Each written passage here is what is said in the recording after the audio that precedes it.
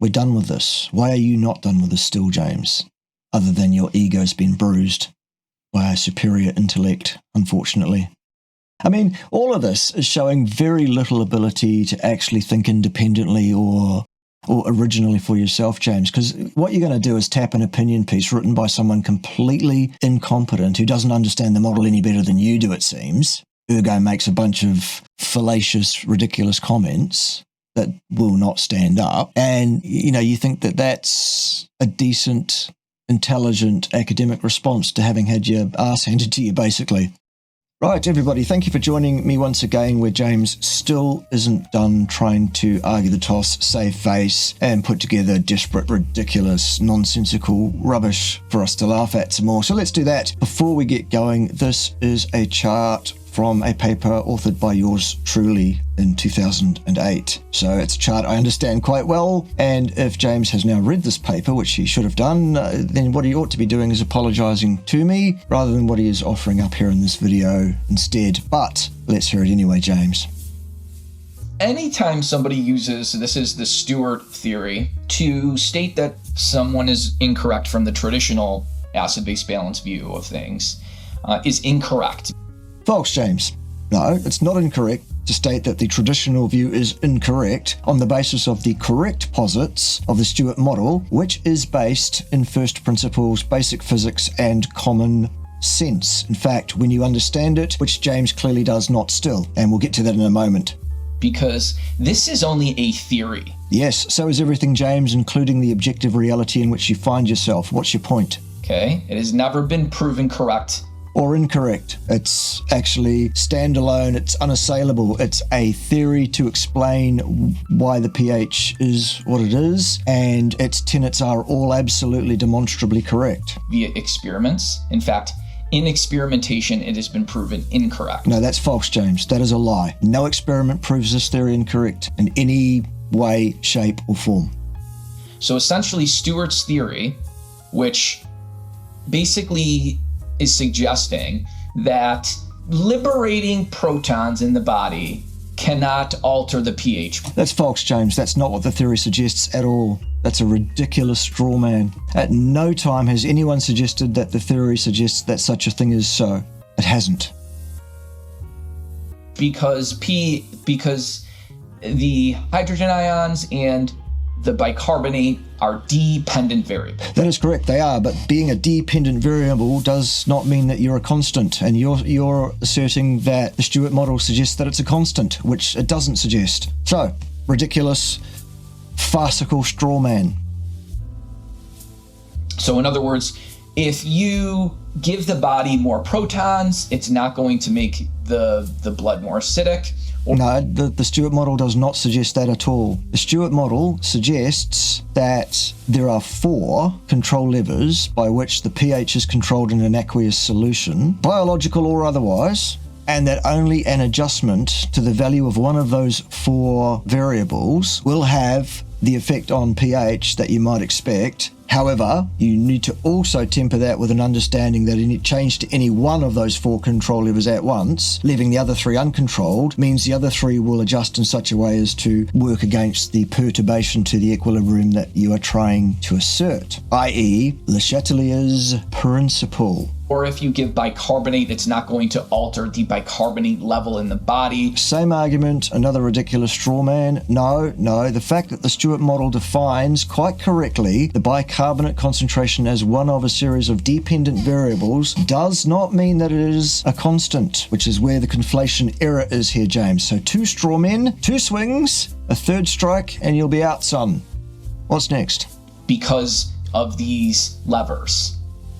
That's correct. The concentration of hydronium ions in an aqueous solution is under the control of those 4 things. Those 4 things only in concert with one another, simultaneously. Nothing else. This is incorrect, by the way. No, it isn't incorrect, James. Your opinion that it's incorrect doesn't make it incorrect. It's still correct. Been shown to be incorrect experimentally. No, it hasn't been shown to be incorrect experimentally or otherwise, James. Still. And Kurtz in 2008 put out a large review paper. Right, so an opinion piece is what they put out then, James. Did they do any experimentation themselves proving this model wrong in any way? No, they did not. Whoopsie. Strike 3. Let's see how many strikes James ends up with at the end of this, because it's probably more than 3. On the inaccuracies of this theory. There are no inaccuracies in that theory. It is all absolutely correct according to Le Chatelier's principle, the law of electroneutrality, basic physics, an understanding of the energetics of the whole situation, an understanding of equilibrium systems at large. It's absolutely unassailable and watertight, James. There's not a single flaw in it anywhere. I'll go through some of those in that paper, but... So you'll go through some opinions written by somebody who's not competent to speak about this model. Excellent. To state that you cannot change the pH of the body by dumping in more protons. Again, same straw man. Nobody said that. The correct label is that as a dependent variable, the hydronium ion concentration cannot be independently moderated other than by pulling one of those 4 levers in the right way and having some ability to control the reactions of the other 3. Luckily, the body does. It has homeostatic mechanisms that take care of some of these levers. We'll get to those in a bit. However, what you need to understand is that the physiological control of those 4 variables, the mechanisms of that, are not necessary here. We can talk about them for the specific case of what happens in a human body, absolutely. No problem with that. But the Stewart model does not need any of those things to be correct as a statement of fact in any fluid pool, be that pool biological or not. Interesting, isn't it? That doesn't even take into account the physical limitations of the lungs and the kidneys. Right, so now James is talking about that stuff, none of which, or the ramifications of which, have any effect whatever on the correctness of this model, the Stewart model, in all fluid pools, at all places in the universe, at all times. Any talk about physiology, I'm quite happy to talk about physiology with James, because that's an area that I'm definitely more expert in than him, as well as basic chemistry, physics, and understanding of science, and all of those things. But I'm suspecting that James probably won't want to discuss that with me any more than he wants to discuss this with me. He just wants to make these silly straw man films, which are only actually making him look very foolish indeed. So keep going, James, and I'll keep putting them right. What's next? To basically neutralize the protons in the body. As well, conversely, if you give too high amounts of bicarbonate, you can over-alkalinize the body. Well, okay. In what form are you going to give this alkalinizing bicarbonate? How are you going to get this bicarbonate ion in there? Oh, that's right. It's going to be delivered up with a companion cation, isn't it? Yeah, usually sodium. The sodium has an effect on the SID, which we'll discuss soon, in such a way as to cause the water to evolve less protons because of the law of electroneutrality, which I'll also explain a bit more for James, who still doesn't understand it, in a bit. And that takes care of it. But we'll get to that a bit later in the video. Stick around to the end and you'll get all of this, I hope, maybe. They have to be large amounts, but in other words, this Stewart theory isn't even taking into account the physical constraints of the kidneys and the lungs. It doesn't need to. It's still a correct statement of fact. What you get in the middle, the H+ concentration, the hydronium ion concentration, at any given time, is entirely under the control of those 4 levers. Still, the way in which those levers are controlled, the physiological process, is a whole another layer to our onion here. It does not impact the correctness of this statement on the page at all. It's still absolutely correct in every respect, James. To handle acid and alkaline loads, which... There are no such things that are a significant problem for the human body at any time throughout the lifespan in anything like relatively good health. There are physical constraints as well. So you can't say that adding protons or adding bicarbonate isn't going to change their levels because of these independent variables. Well, nobody said that, James. Still, it's still a straw man. That's not what the model says, and you don't understand it clearly. Still. And that these are dependent. They are dependent. That's not the same thing as immovable or constant, is it, James? No. It means the actual new equilibrium balance that you will get, the new concentration when you perturb the system, will be vastly less than you would expect to get on the basis that the energy will pour out of at least 3, probably if not 4 of those control levers.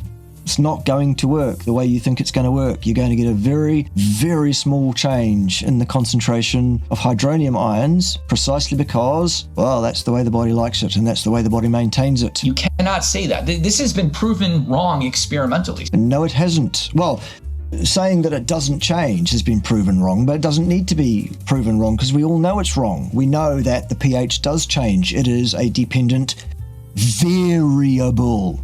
So that's strike 5 or 6 or something, another straw man. For example, if you infuse the body with hydrochloric acid, aka you dump in more protons, it will 100% induce metabolic acidosis. Of course it will, because, doofus, the chloride anion will be left behind once the system readjusts to the perturbation or the attempted perturbation on the concentration of hydronium ions there. So what will happen is the actual concentration of hydronium ions won't change very much at all, except for the fact that at the same time the chloride anion left behind absolutely will affect that thing called the SID plus in such a way as to reduce its positive value to a value closer to 0, and as such that will pull hydronium ions out of the water according to the Stewart model, which predicts exactly that will happen. No surprises. Still correct. This has been shown in animal studies. Yes, we all know doing that has the effect that you would think it would have. What the problem here is, James, is you don't understand the mechanism by which it occurs. And that's why you still don't understand why it is that you're so completely wrong about this whole idea of acid-forming diets, because it's just frankly ridiculous. And it's time you stop, because it's just embarrassing for you. Human studies. Tell us all about human studies. If you give ammonium chloride and you increase the proton concentration in the body, it induces clinically significant metabolic acidosis. Right, so what's happened there then? Well, you have an ammonium and a chloride, don't you? The concentration of the chloride anion in that case will cause a shift in the SID, and that will drag some protons out of the water. The form in which you'll find ammonia is determined entirely by what the pH is. It is a dependent variable as well, James.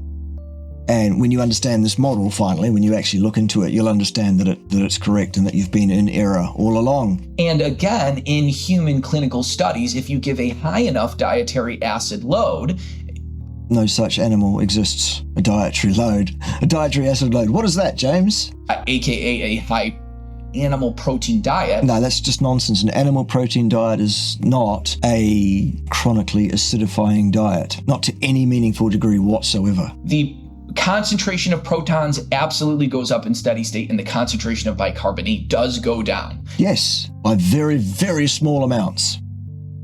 So small as to make no odds physiologically. It's a thing called homeostasis, James. Perhaps you've heard of it. It's a normal process in the human body. It's how it's supposed to work. Now, not to the degree of ingesting ammonium chloride in humans, or not to the degree of infusing hydrochloric acid, but you can... Yeah, but should you do either of those things?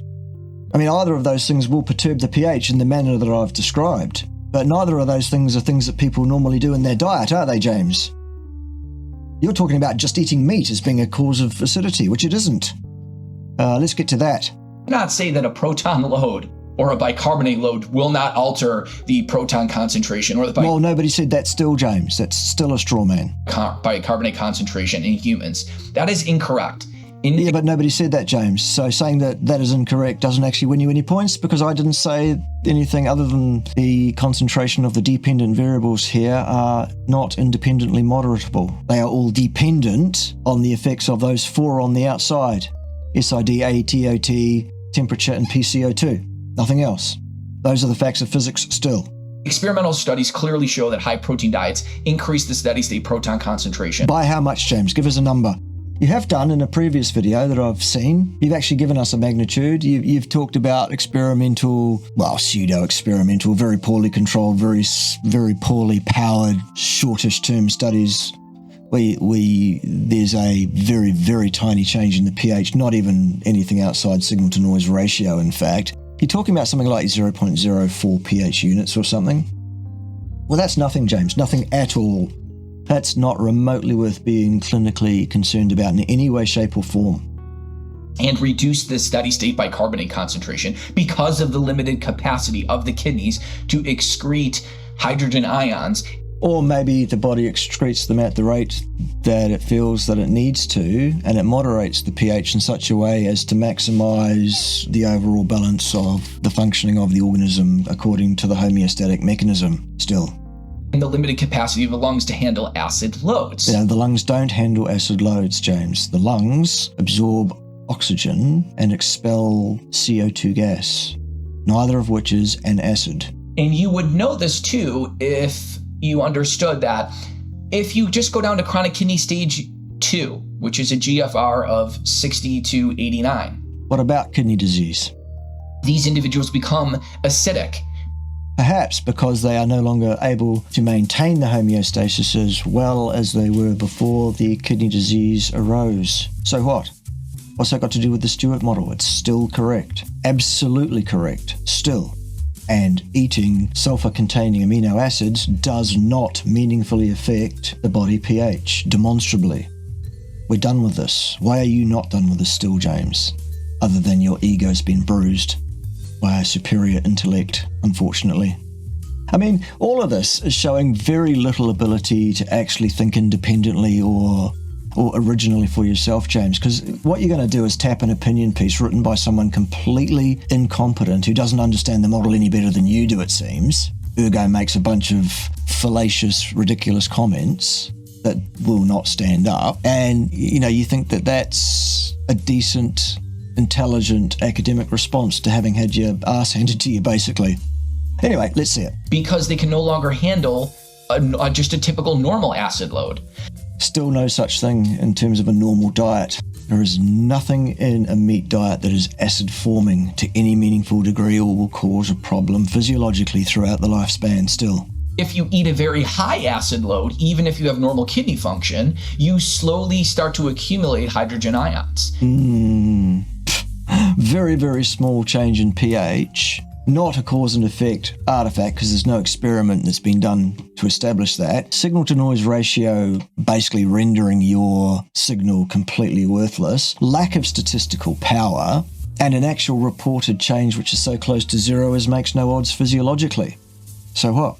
Because you're already on the cusp of the kidneys just barely being able to handle a normal dietary load, where if the GFR goes down a little bit, all of a sudden you are starting to accumulate. Okay, so what James is basically implying is that eating sulfur-containing amino acids puts a stress on your kidneys somehow and causes them to fail over time somehow, something to do with acidity somehow, even though these things won't affect the acidity meaningfully at all, as I've described. Nothing whatever to do with refuting the Stewart model, which is absolutely unassailable still. Not a single point, not a single scratch has been made on this thing by James so far in this video, and spoiler, it's not going to get any better. Carry on though, James. These and becoming significantly acidic. No, you do not become significantly acidic eating meat. Does not happen. False. And that's because of, again, the physical constraints. You've said that it was vacuous in the first instance because physical constraints have nothing whatever to do with the correctness of this model. And neither do they support your claim that eating meat is somehow problematic to the kidneys, because it still isn't. And Lemon group had showed that the physical strengths of excreting acid is about 40 milliequivalents per day of acid. That's an estimate based on a false model of the pH control. Ergo, it is invalid and not worth considering. It's a complete load of nonsense. What's next? And the typical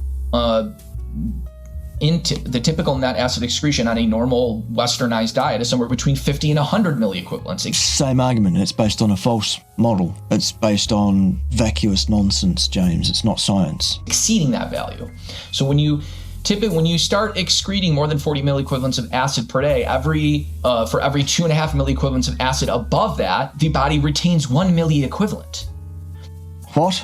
How would you establish that? Again, based on assessments, based on a false model. Ergo not proving or establishing a damn thing. What's next? There are constraints again. You've said that already. Remember, twice. It was vacuous the first 2 times and it still is, James. What's next? We can see this in clinical studies looking at high protein diets.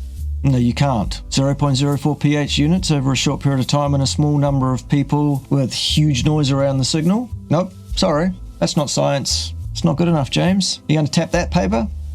Now, some of this is hidden because No? Okay, I wonder why not.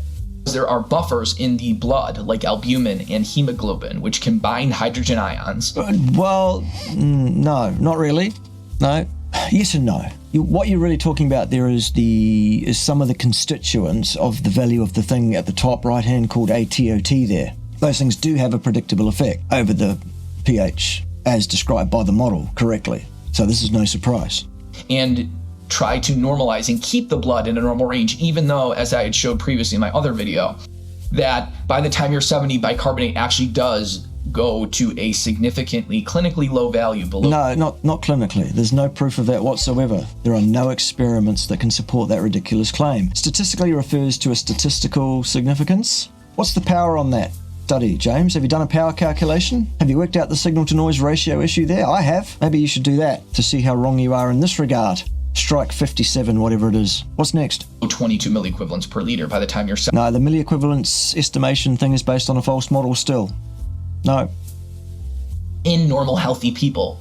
In other words, again, this isn't taking into account the physical constraints of... You've said that now 4 times. It was stupid the first 3 times. It's still stupid. It doesn't need to take those things into account. It is a statement of fact. Whatever the value of those 4 things are, for whatever reason, those are the things that will control the pH. Nothing else. That is what the model says. The combined effect of all 4 of those things simultaneously at once determines the pH. Fact. Cause and effect. Based on basic physics, basic common sense, and a couple of first principles. Le Chatelier's principle and the law of electroneutrality, which we'll get to soon. Not a single scratch put on this thing yet. Still, James, try again. Consuming a high dietary acid load for... You've said that a couple of times and still you're not consuming a huge acid load or any acid load to speak of whatsoever by eating meat. Still.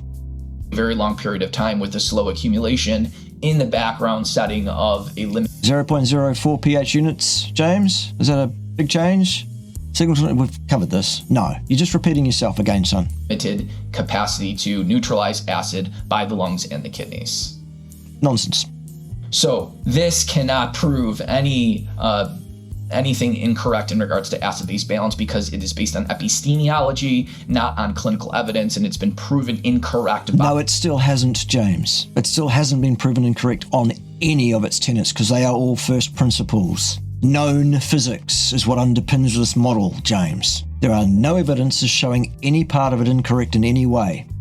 What's next? By experimental data. Okay. Now let's... No, it's not okay, James. Not okay at all. Discuss the review paper by Kurtz that was published. Right, so an opinion piece. Okay. How is this going to prove the Stewart model wrong in any way? This will be interesting. In 2008, Stewart introduced his theory in 1978.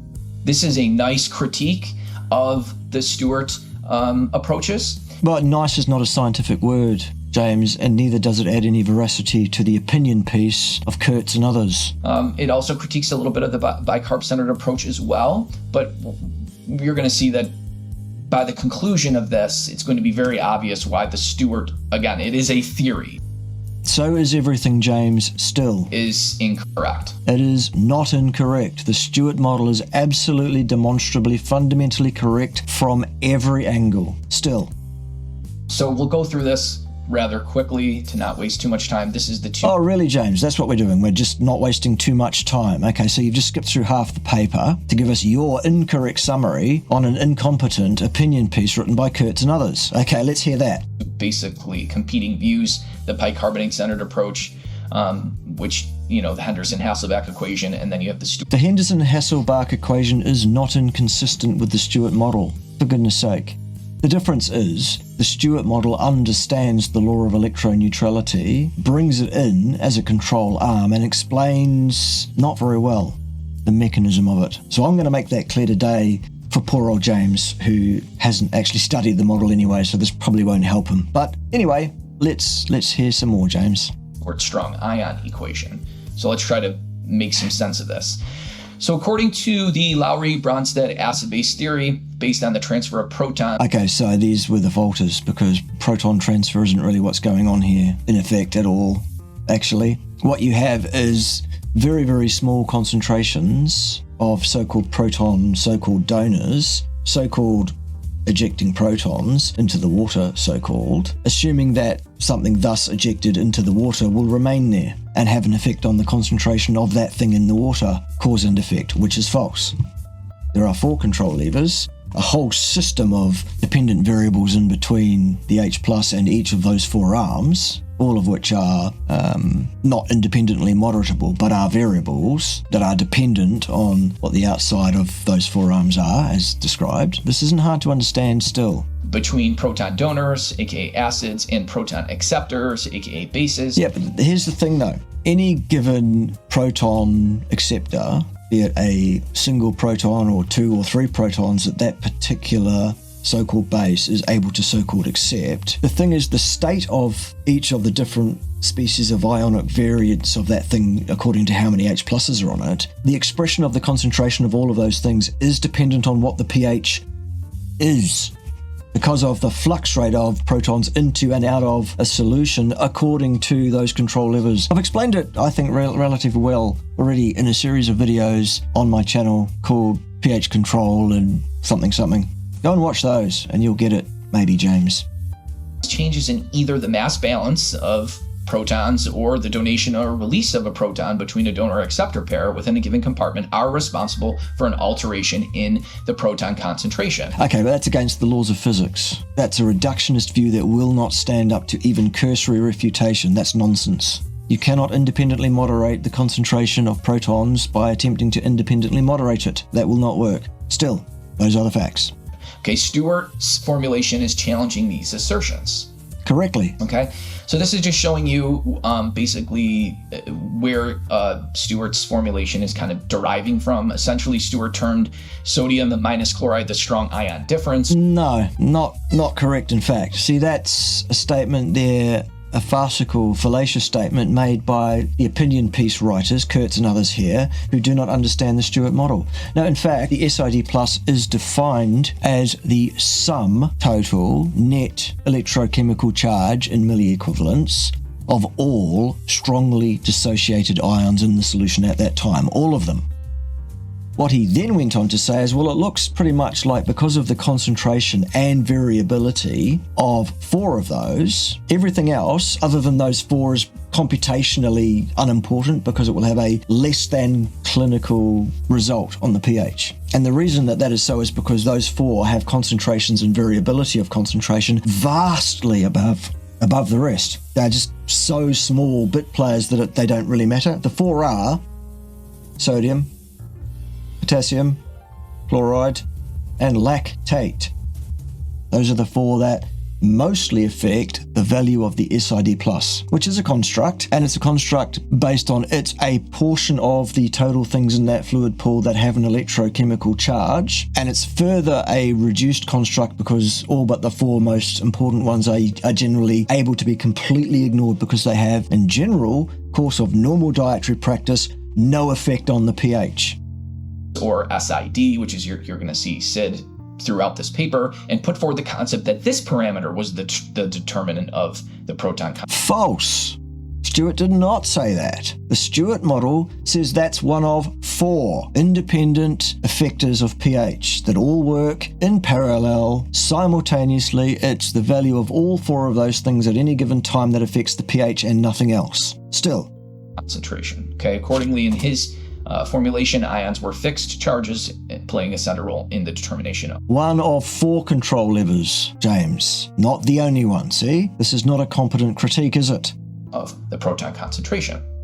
Since ions with a fixed charge were always present at the concentration at which they were originally added. In what solution is that true? Because in a solution of blood, where 25% of the entire blood flow goes through the kidneys every beat of your heart, you'll find that the renal function is filtering various ions in and out all the time at a huge rate of knots, in fact. So what are you talking about? Remained completely dissociated and not participate in the reactions in the solution. They were defined by Stewart as independent variables. Right, in a solution that is not biological and doesn't have the ionic concentration being manipulated by the kidneys every single second. Which we've heard some people consistently say. Well, they are independent variables. They can be independently moderated by the activities of the kidneys in the human body to bring that next shell of control around the Stewart model in the middle. Still.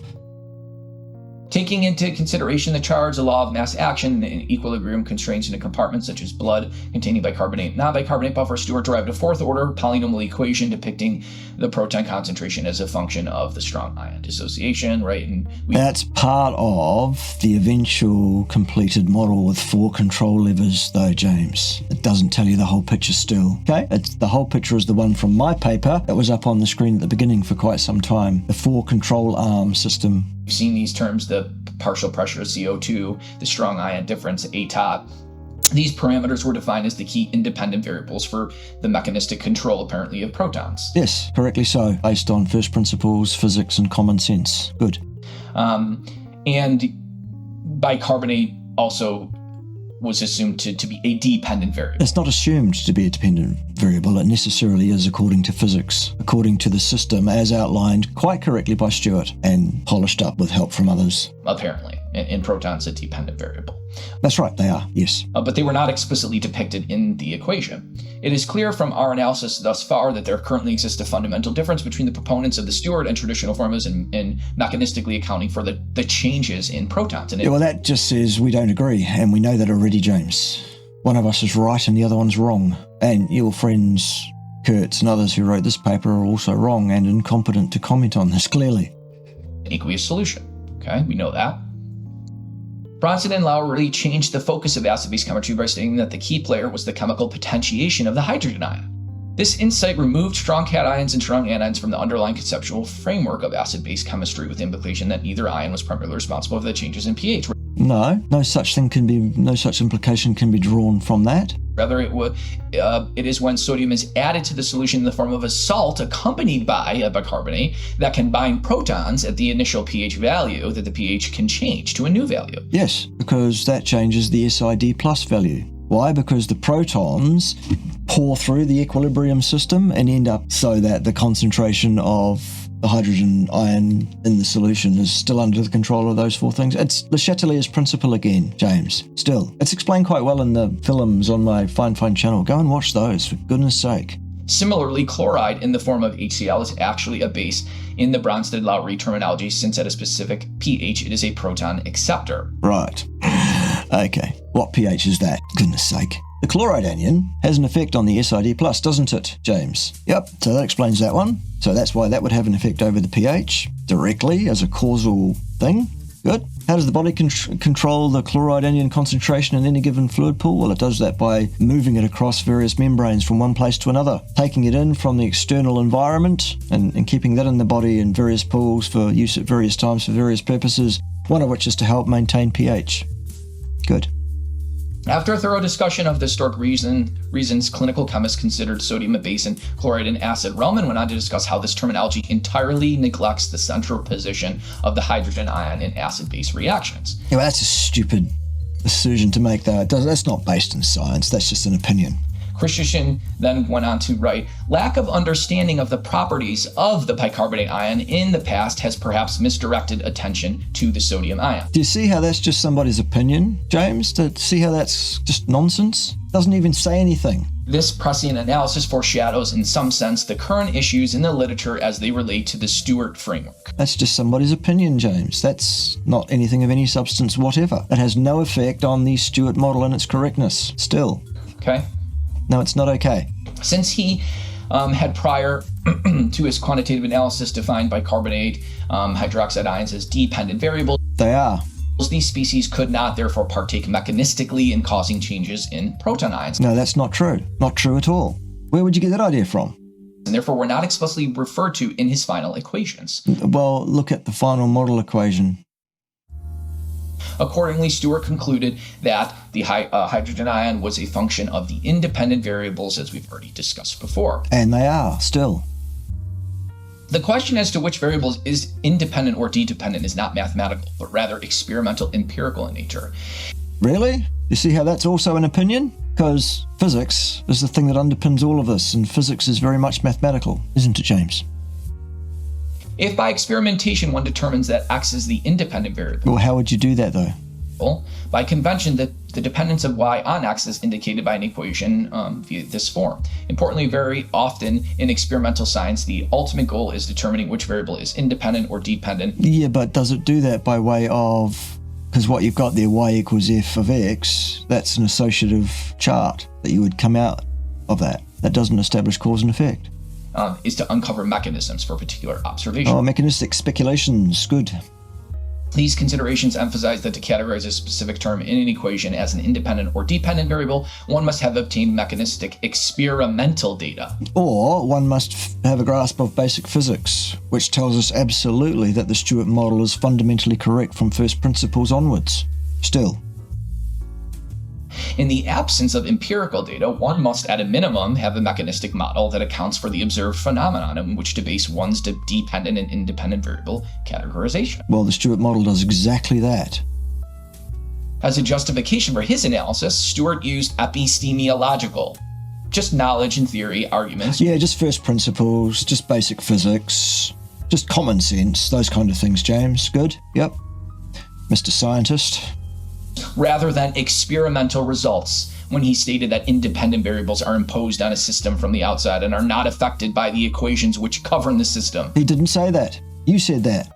Well, you said that because it's what it says on this piece of work here done by whoever the hell it was and others, this incompetent reading of the situation. Again, that's a straw man. Because something is a dependent variable does not mean it's a constant. It's not. It's a variable. Still, it plays a role. It plays a role in the transfer of energy from molecule to molecule, place to place in such a way as to maintain the pH, absolutely. But the value of the concentrations of those things in an aqueous solution is still a dependent variable. Nor by the changes in the system, nor by each other. Dependent variables are internal to the system. Their values are determined by the system equations and yeah, if you understand the whole system, which James doesn't, by the values of the independent variables. It was on this basis that he defined protons, bicarbonate, etc. as dependent variables. No, it was on the basis of basic physics still. I don't see what your problem is with this, James. I really don't. And the others as independent.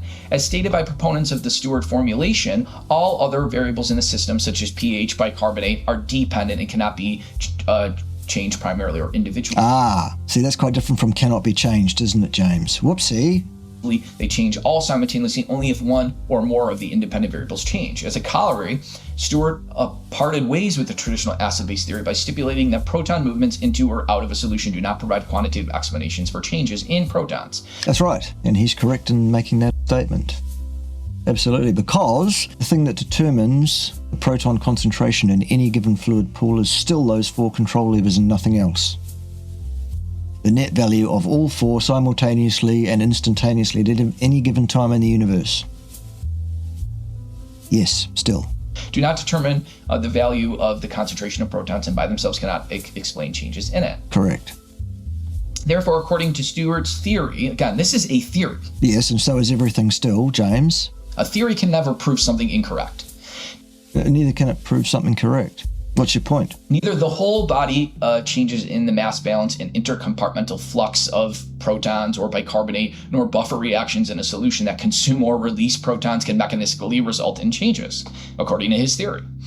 Moreover, Kovalchuk and this author here, well, I guess that wasn't important, so I started highlighting it, but didn't. Okay, so first, the Stewart's view is epistemological. It is not. Yeah, you've said that. And so what? It's still correct. Demonstrably correct from first principles. Basic physics, still.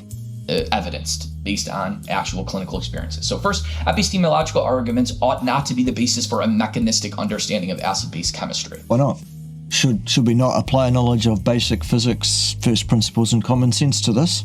And if not, why not? Okay. Again, showing that Stewart is a theory and it's based on opinion. Yeah. So is your existence, James, still. Second, Stewart's epistemology is questionable, since there is no basis in statistical theory for his contention that independent variables are imposed on a system from the outside and are... Nonetheless, it's still correct from the understandings of first principles of physics. Physics is still a fact, and physics is what underpins the Stewart theory. are not affected by the equations which govern the system, nor by the changes in the system, nor by each other. And that dependent variables are internal to the system. Their values are determined by the system equations and by the values of the independent variables. Again, this is basically saying it's a theory. You've said that already, James. Remember, several times, and so is everything still. This one's correct, though. You haven't proven it otherwise. Remember, you haven't shown us a damn thing to give us any reason. You're halfway through your video, son. You're going to show us any reason to change our theories on this. And here's why it's wrong. Okay, so now you want to tell us why it's wrong. Okay, good. Let's hear it. First, Stewart contended that internal protons, bicarbonate, proton transfer reactions could not be responsible for changes in protons in the same system. Despite this, as discussed, the equilibrium rate constants for proton transfer reactions involving bicarbonate are explicit parameters in Stewart's equation. Furthermore, although Stewart felt it was justified to omit bicarbonate explicitly from his formulation, as it was classified as a dependent variable. Yeah, look at the full developed model. All of this is taken care of. Any of these proposed holes that you think you're finding here have all been closed already. You still have not done enough of a search on this, clearly. CO2, the proton donor, was not excluded, as it was defined as an independent. Where did we get that CO2 is a proton donor from? Where on earth did you get that? This distinction is unclear given that the concentration of both bicarbonate and CO2 are altered by the changes in mass balance and partake in the same aqueous proton transfer reaction. No, there are no proton transfer reactions. That's a construct. That's not a physical reality. It shows a huge misunderstanding of the physics, in fact, which is no surprise from James. So the proton-CO2 reaction can per se generate or consume CO2 without a change in whole body CO2 mass balance. In this sense, the CO2 concentration is also a dependent variable. In the sense that it is independently moderatable via the activity of the lungs. It is a dependent variable. It's dependent on the activity of the lungs at that level of control, the physiological level. Yes. However, take all of that out and take the Stewart model itself, which just talks about an aqueous solution, biological or not. The partial pressure of CO2 gas determines the value of everything in the middle of that reaction system. Those are the facts of physics still. In a biological solution, the PCO2 of carbon dioxide is higher than it is for the atmosphere surrounding the individual. But that doesn't change the facts of the statement of facts of the Stewart model. It's still correct. Making its assignment as an independent variable according to the Stewart formulation confusing. Well, only for stupid people, James. AKA incorrect. Oh, confusing means incorrect. Good. Thank you, James, for your clarity. Because you don't understand it, it's wrong. Good. The traditional acid-base physiology, or physiologist, utilizes volatile and non-volatile buffers in acid-base analysis, since these substances are involved in aqueous proton transfer reactions at physiological pH. Moreover, to the traditional acid-base physiologist, SID is a mathematical construct based on electroneutrality considerations, rather than a fundamental physicochemical property that is deterministic of acid-base behavior. But it is deterministic of acid-base behavior, though, according to the law of electroneutrality, James, which is correct. That's why it's called a law. You want to start arguing with the laws now? First principles in science? I suppose, you've already lowered your credibility quite a few notches in recent videos. Why not keep going? The law of electroneutrality is still correct, folks. Sorry about that. This simple experiment demonstrates that when changes in SID occur to satisfy the constraints of macroscopic electroneutrality, there is always an associated change in the hydroxide ion or proton ion of equal magnitude. Therefore, so the concept that's in line with the theory. That's what we'd expect. SID changes independently cannot occur based on constraints of electroneutrality. One could also change the SID by the addition or removal of water. No. However, the value of OH and H would change identically such that here, and then he puts out this formulation. Yeah, right. So you don't even understand the sum clearly. Can one change SID without a concomitant equation change in OH or H+? In this way, test Stewart's assertions that SID is an independent variable that modulates hydrogen ions, and then they give examples of how this is incorrect. No, they don't there at all. That's not a demonstration of anything of the sort whatsoever. What on earth are you talking about, James? Wrong. Okay, mechanisms by which strong light can change in a single compartment constrained by that. This is very complex, but I'm going to go into some more reading to Well, I hope you do, because you've just said, look, this proves it, but it doesn't, James. At all.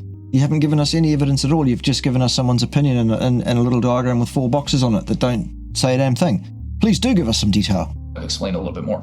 So suppose that instead of adding protons in chloride or sodium and hydroxide simultaneously to our hypothetical in vitro system, these ions were added separately and that macroscopic electroneutrality was not maintained. How are you going to do that, James? What's the method by which you're going to achieve this lofty goal? By adding these ions individually. Well, how are you going to do that? One could conceivably, in a straightforward way, experimentally change SID and OH plus individually. In fact, this does occur in biological systems. No, not really. See below for channels on electrogenic ion transporters, where electroneutrality is violated microscopically for a predictable distance from biological membranes. Right. So you're talking about exclusion zone water, which is a different entity from the bulk water, James. So fail again. Complete fail.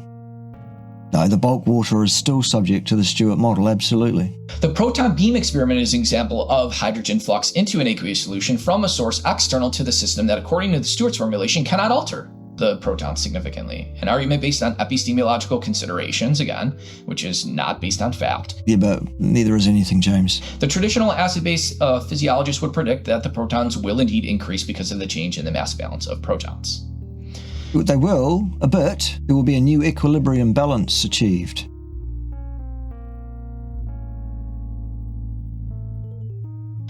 Using the following simple example, it can be shown that the concept that changes in SID specify a given proton is incorrect. Okay, stating incorrect, giving the examples. Therefore, the proton can be any value for... Yeah, but hang on. Where's the proof? And in what circumstance in the human body can you expect there to be a proton beam being shot into the fluids from anywhere? This is not proof that the law of electroneutrality is incorrect. It is still correct. If you want to say that there is proof that the law of electroneutrality is incorrect, James, you explain that to us, rather than putting an opinion piece written by some incompetent people up as your proof of that, because this isn't proof of anything at all. What is next? Given change in SID, and that the proton at equilibrium is only determined by the dissociation constant of water. Right, but that is not a constant, is it, James? It's an independent variable that's thought about as a constant because that's one we understand we can't independently moderate. You buffoon. Wow. This holds true regardless of the absolute value effects of the ionic strength. Right, so electroneutrality is correct. And the model does act the way we would expect it to, as we knew it does. It does, of course. Okay, good. James, good. So what have you proved there, son? Nothing at all.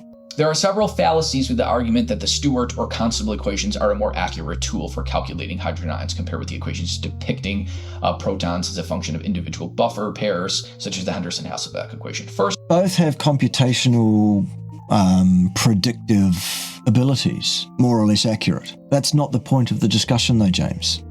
The point of the discussion, really, at the end of the day is, does eating meat cause a person to become acid? And the answer is demonstrably, apparently not, over a significant number of decades. So we really are done with this. Completely done with it. I really, other than to try and save face and try and subserve an ability to make some more straw man arguments, I don't see what you're trying to achieve here at all, James. In a complex solution such as plasma containing multiple buffer pairs, any of the individual buffer pairs, such as these, and the respective equilibrium constants, can be used to calculate protons rather than measure directly with a pH electrode. So what? Unlike the detailed molecular analysis of kinetics and intermediate complexes involved in proton transfer reactions between an acid and a base, the Stewart formulation lacks a molecular/theoretical basis whereby the charge difference between strong ions per se is able to alter the protons at equilibrium. No, it doesn't. It's pretty straightforward. The value of Kc and the Ka value for all the intermediaries of the bicarbonate buffering system are not constants either. They are also dependent variables and not constants. And that's the mechanism by which this works still. However, it is clear that unlike... See, this is what I mean about this opinion piece written by these incompetent authors that don't understand this model. And James thinking that someone else who also doesn't understand the model as well as he doesn't understand it is proof that I'm wrong somehow, or that Stewart was wrong somehow. neither of which is correct. We were both had it spot on, James, and both you and the authors of this paper do not understand this, let alone have it right. Stewart's formulation, the electrons that are being added via cathode or removed via an anode from the solution are partaking in the reaction, and in this sense do not stimulate a change in the net ionic charge as formulated by Stewart. It is clear that unlike Stewart's formulation, the electrons that are being added by a cathode and removed by an anode from the solution are partaking in the reaction. So, and in this sense do not stimulate a change in the net ionic charge as formulated by Stewart.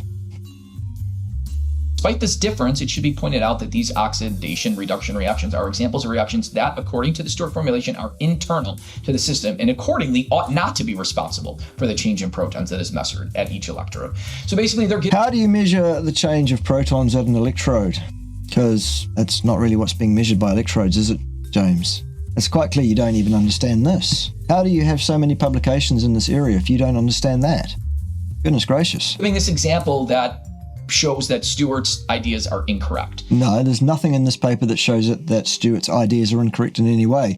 Your misunderstanding of Stewart's ideas, your false straw manning of Stewart's ideas, does not have any impact on what Stewart's ideas actually were, nor whether they were correct, because they still were. Demonstrably, absolutely from first principles in physics, still. Stewart's formulation does not provide a readily apparent mechanistic understanding of the proton changes detected at each electrode. No, there weren't proton changes detected at each electrode. Again, what do you think electrodes detect? Similarly, an explanation for the mechanistic working of fuel cells and proton transfer changes in electron transport chain is lacking. In other words, well, that's also irrelevant to the Stewart model, because the Stewart model talks about all aqueous solutions, whether they be biological or not. Biological activity has an effect on the four of those control levers. That's not what the Stewart model talks about. Still correct. His theories can't even explain electron transport chain reactions regarding proton movement. They don't need to, and neither are any of the tenets of the Stewart model challenged in any way by the way in which mitochondria work. Still. The traditional acid-base physiologists would question this formulation, emphasizing that transported hydrogen ions combine with bicarbonate and offer buffering anions. SID does not contribute to the determination of a specific proton value. Yeah, but traditional acid-base physiologists would be wrong in that regard. So what they would say is of no value here. It has no effect on which of the two arguments is the correct one. Water dissociation equilibrium reaction cannot alter the net charge of unfixed ions. Who said it does? Then there's other examples too. Various proteins belonging to these gene families transport bicarbonate either in exchange for chloride. Mutations in these proteins result in abnormal bicarbonate transport across the epithelia. According to the traditional acid-base theory, defective bicarbonate transport basically in the proximal tubules leads to renal tubular acidosis. Well, so what's your point there? Okay, and mutations in that can lead to congenital chloride diarrhea with subsequent retention of bicarbonate and metabolic alkalosis. What part of that refutes any part of the Stewart model in any way, shape, or form? None of it. The systematic acid-base changes in these disorders are caused by defective bicarb transport. Okay. Well, hang on. Maybe that has an effect on the transport of other anions, which actually do have an effect on the pH. The independent ones under SID. You said it yourself there, it's usually transported along with the chloride. Whoops. Okay, according Idiot. to Stewart's equation, bicarb cannot change systematic acid-base transporters, but you affected the bicarb transport, and it does change the system. Yeah, what's the bicarb co-transported with, James? Still, chloride. That's the problem. Okay? Still. Systemic acid-base balance. Okay, but it's not supposed to, according to the Stewart law. The production of hydrogen ions and bicarb by metabolism is an integral component of acid-base balance. In an average North American diet, metabolism of the absorbed dietary constituents generates protons and bicarbonate. Yeah, but that just is a fundamental, complete misunderstanding of the physics of equilibria. The production or absorption of protons from an aqueous solution can not independently moderate the pH still. Goodness sake. As I've explained many times, Alterations in the quantity of protons and bicarbonate produced can have a marked impact on the level of blood bicarbonate in individuals with normal and compromised renal function, which I have shown in previous studies as well. Yeah, you've measured the levels of bicarbonate and stuff and various ions in people's urinary output, James. So what? None of that refutes the correctness of the Stewart model at all. In other words, this is proving that Stewart's theory is incorrect. It's doing no such thing, James. Where on earth did you get that ridiculous notion from? You have said nothing in this video that has any impact whatsoever on the Stewart model. At all. Because the dietary components, especially on a high animal protein, as I'll show you here, leads to an acid load. No, it doesn't, James. Still. Important dietary substances whose metabolism leads to proton generation No, it doesn't. Still. The neutral sulfur-containing amino acids methionine and cysteine, which I've mentioned ad nauseum, which are converted to sulfate and protons. No, the protons are pulled out of the water when the SID changes under a significant intake of negative ions, in this case SO2. The fact of the matter is, breaking down a whole pile of amino acids, any normal dietary amount of meat, even a large amount of meat, will lead to such a small accumulation of sulfate as to basically have no effect on the pH, because it's not one of those four in the SID that are computationally important because of the magnitude and variability of the concentration of those things. Still, James, that is still the correct interpretation, and you're still in the wrong here. And I have ad nauseum mentioned the cationic amino acids, lysine, arginine, and some histidine, which again liberate the acid. No such thing is in fact correct in terms of the effect that any such activity would have on the pH, because it's none. Hydrogen ions in the body. It's estimated that the net total hydrogen load, proton load generated. Estimated. It's estimated, James. Are we done? Your estimation is based on a fundamentally flawed model, ergo the estimation of that model is not worth listening to. By these sources approximates 200 milliequivalents per day. According to a false model, yeah. Substances which generate bicarbonate consume protons. Not really, no. That's not a competent assessment of what equilibrium concentrations in a solution are or how they're set up. They include glutamate and aspartate, which I've mentioned, and citrate, gluconate, acetate, malate, and lactate, which I've also mentioned. Approximately 150 milliequivalents a day of bicarbonate is generated from the metabolism of these substances. No. Again, a false model. Therefore, there is a net proton generation each day of 50 milliequivalents. However, this can go much higher in carnivores, which it does. Again, based on a false metric. Typically, in a carnivore, you are going to have 150 to 250 milliequivalents. Nonsense. The Stewart theory has never proven that generating and excreting 150 to 250 milliequivalents of acid. Yeah, but that's just your theory based on your false understanding of the concentration of hydronium ions in any given aqueous solution, James. Still. Is okay and won't lead to acid retention. And you've never shown that there is a problem, James. Because that would be an experimental piece of work. Good luck getting that through ethics. Experiments from Lennon and Lemon in balance studies giving dietary acid loads has shown the limitations of doing such and that there is acid retention. Okay, so Stewart... So what's the change in pH and in which fluid pools are we talking about exactly? Because I'll tell you how much the pH changes. It's fuck all. Theories can't take into account actual balance studies that have given a high dietary acid load, showing that there is limited capacity of the kidneys to handle that acid load, and showing... Or maybe the kidneys are moderating their activity according to the optimal needs of the person at that time. What is the difference in pH, and of which fluid pools are you talking about there, James? Over what period of time, and how many subjects, under what sort of control? That the pH goes down, that the protons in steady state go up, and that bicarbonate does go down. All of those things would be covered and predicted by the Stewart model, correctly applied. In what is now relevant to those who support the Stewart formulation, Christian pointed out years ago that if we limit ourselves to the cation-anion point of view... But we don't know, and neither does the Stewart model. It says there are 4 control levers, not 1. Still. It will be impossible to interpret the metabolic production and consumption of protons when there is no net change in fixed ions in the body. There is change in the fixed ions in the body because the kidneys filter things in and out every single minute, every single second of the day in order to keep the balance what it thinks it ought to be to maintain an even tighter pH than the normal physiological constraint would apply. Moreover, it is known that the metabolic production of sulfate is acidifying. Not very much though, James, is it? Basically fuck all as described.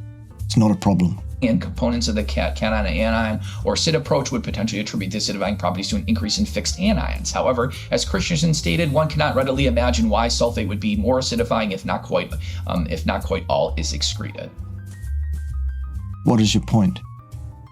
It remains to be explained why the cellular machinery to acidify the lumen would utilize ATP to secrete protons, when according to Because it doesn't secrete protons.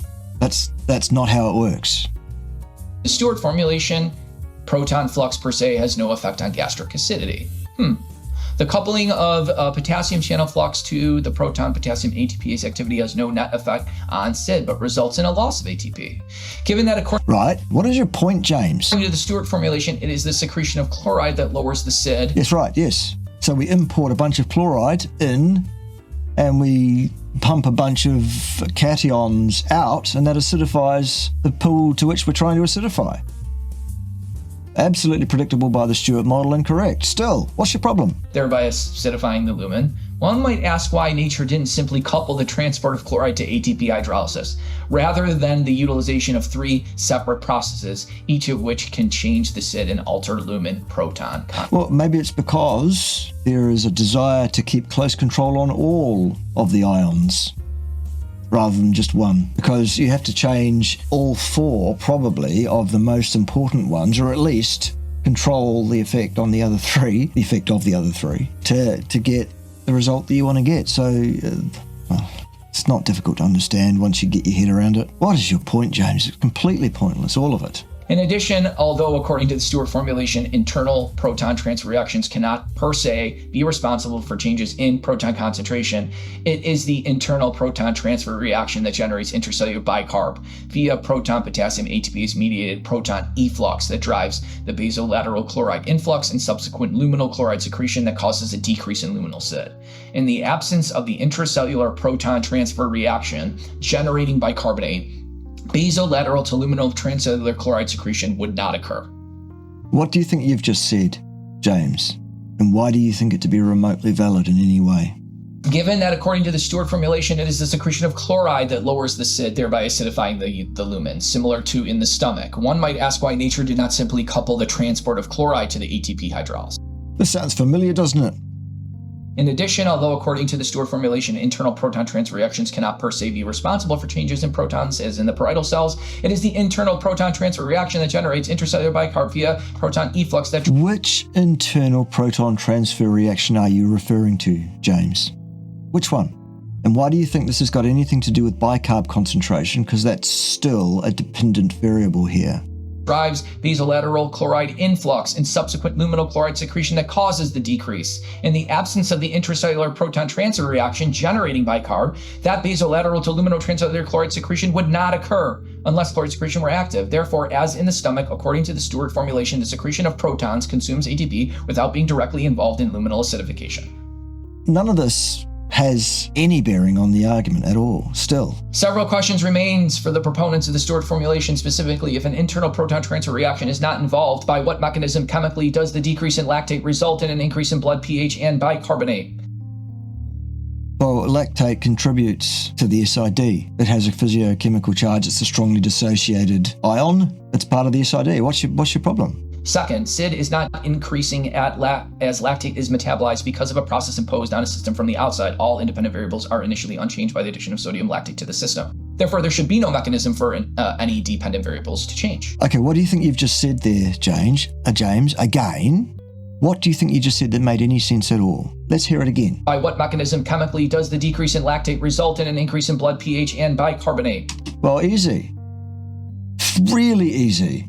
Lactate is part of the SID+, or the SID as we're calling it in this paper. Its concentration affects the SID, ergo the pH directly, as a control variable. Second, SID is not increasing as lactate is metabolized. Yes, it is. It absolutely is, because lactate is part of the SID, you buffoon. What is your problem, James, other than Dunning-Kruger to the max? Therefore, there should be no mechanism for any dependent variables to change. Well, that's just a sentence that doesn't follow from the sentence that came before it. It's just nonsense. There's no logic, or it's just rubbish, James, is what it is. It's incredible that all you've got here is to read things written by other people to try and rebuff what is still demonstrably unrebuffable. Importantly, the lack of a mechanistic basis to justify the use of Stewart formulation is critical. In this regard, the hypothesis that in a given you see how that's an opinion on what's critical? compartment SID, a mathematical construct and not a physical-chemical property, Yeah, so what? mechanistically influences protons to maintain It does, though, demonstrably by the Stewart model. It's part of the model. It's a construct. The whole model's a construct. So is the model of reality, James. Still, what's your point? electron neutrality has no experimental basis. So what? Those valuing the Stewart formulation would be wise to follow Occam's razor. Well, that's just an opinion, isn't it? Although the pursuit of simplicity can sometimes be misguided regarding the current state of our understanding of acid-base phenomenology, the moral of the story appears to be rather straightforward. If it's not broken, don't fix it. Yeah, but James, your model of acid-base control balance is broken. It's wrong. Demonstrably, it's false. From a physics standpoint, from a first principle standpoint still. You've just spent 25 minutes and 35 seconds in your video trying to save face and undercut the Stewart model. You've failed miserably to do so, absolutely miserably, and you just made a fool of yourself again. So, there it is. Join me next time when someone else will be wrong on the interwebs, because it doesn't look like slowing down anytime soon, does it? See you then.